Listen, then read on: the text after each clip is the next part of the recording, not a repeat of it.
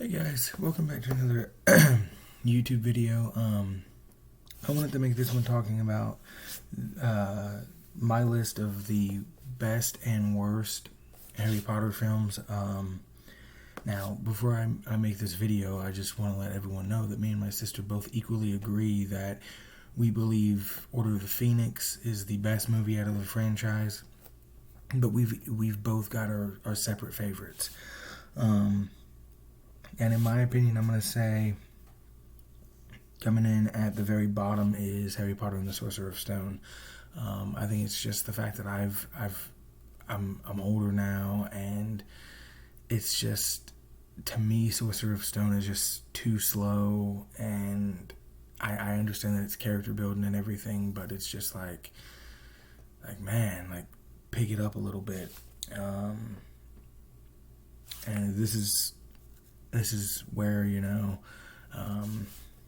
and my sister disagree. I think the second worst film in the franchise is Prisoner of Azkaban.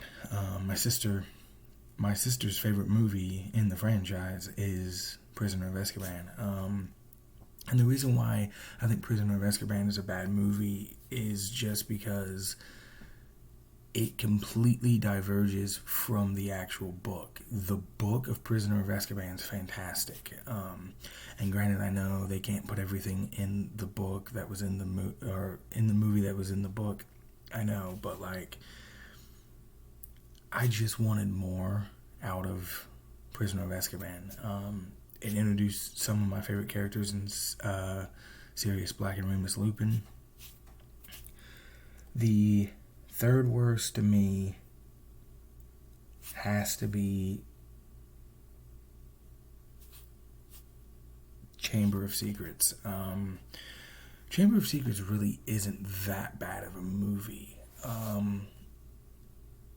The only reason why I put it third above Prisoner of Azkaban and Philosopher's Stone is because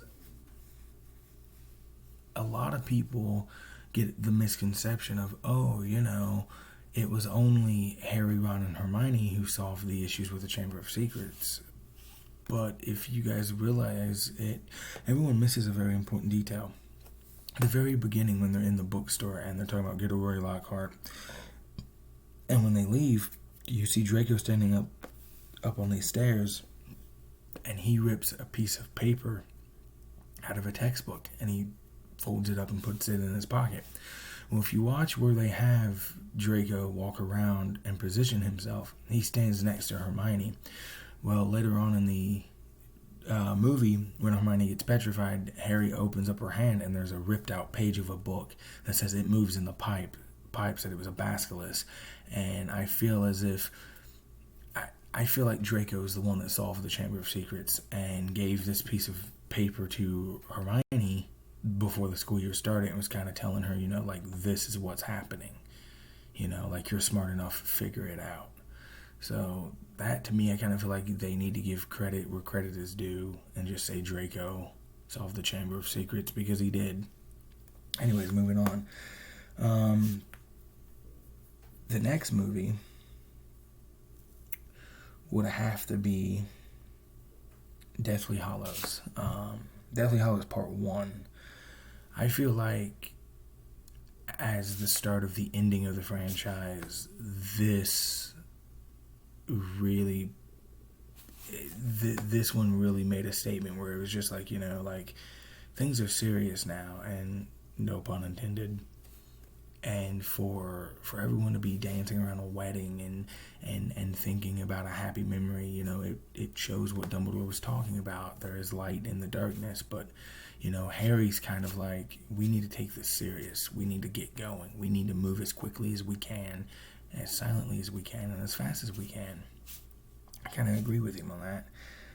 The next one would be Deathly Hallows Part 2.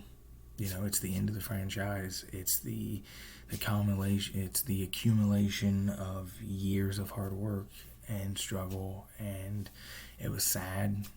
But one of the issues that I do have with it is the fact that,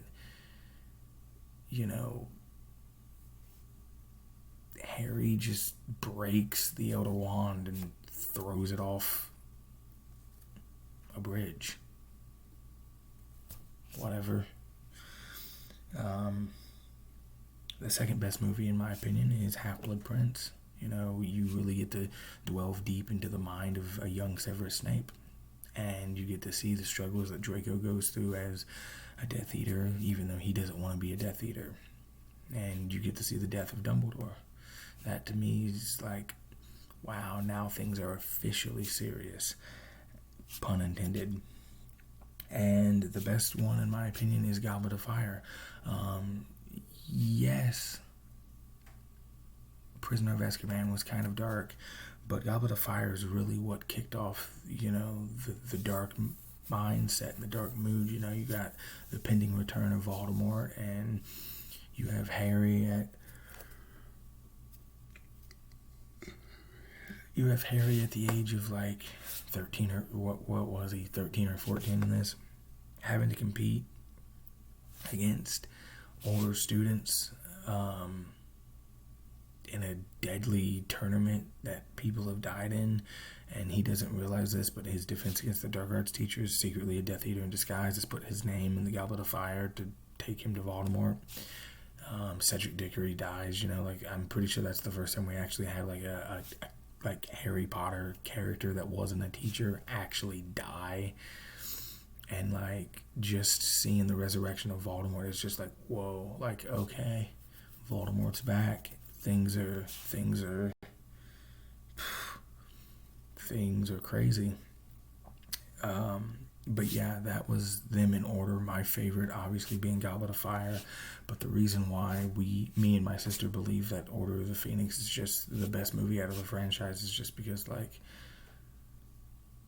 Order of the Phoenix is, in our opinion, just perfect. You know, you got the impending doom and the fact that the Ministry of Magic doesn't want to listen, and you have the Ministry's hostile takeover, and then you've got Harry finally, you know, stepping up and proving that he can be a leader and teaching everyone how to defend themselves, and you know, that was the birth of Dumbledore's army, and you kind of see where everyone's going to end up being at the end of the franchise. Like, you already know, like, the main ones are going to be Neville, Ginny, Luna, Harry, Ron, Hermione, the twins, so forth and so on. And also just Umbridge, you know, it gives us someone else to hate while Voldemort is building up his strength and doing what he's doing in the Department of Mysteries. Sadly, you know, it's the end of Sirius Black's run. He ends up dying. You know, this is the first look that you actually get of